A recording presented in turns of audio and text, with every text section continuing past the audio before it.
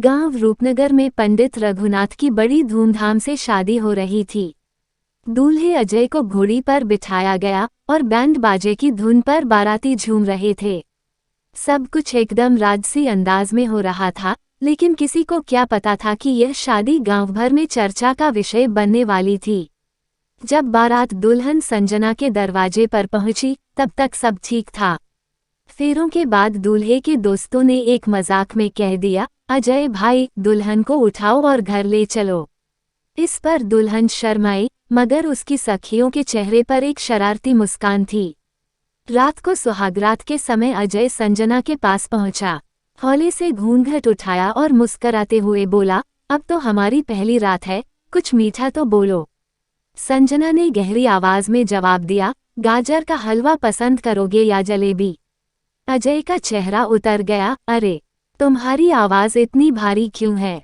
संजना ने मुस्कराते हुए कहा, क्योंकि मैं संजना नहीं, संजीव हूँ। अजय की हालत ऐसी हो गई जैसे किसी ने उसके कान में बम फोड़ दिया हो। उसने हकलाते हुए पूछा, काका क्या?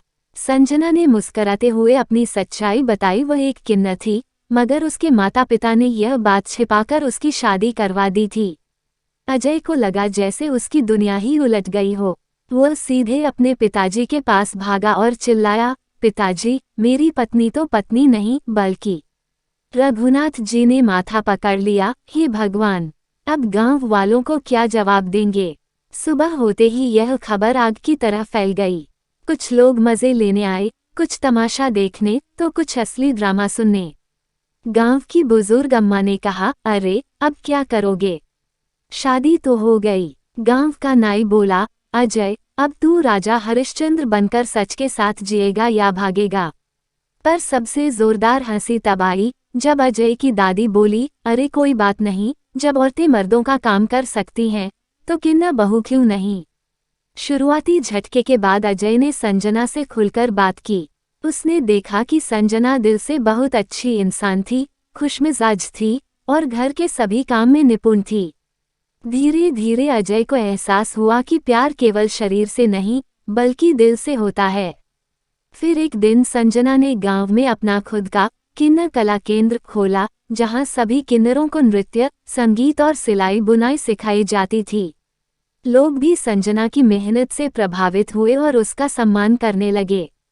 गांव में जब भी कोई नई शादी होती तो दूल्हे से यही सवाल पूछा जाता, तेरी पत्नी कहीं संजना जैसी तो नहीं? और सब जोर जोर से हंस पड़ते। इस कहानी से हमें ये सीख मिलती है कि जिंदगी में मजे और ठहाके भी जरूरी हैं, लेकिन असली इंसान वही है जो हर परिस्थिति को अपनाकर आगे बढ़े।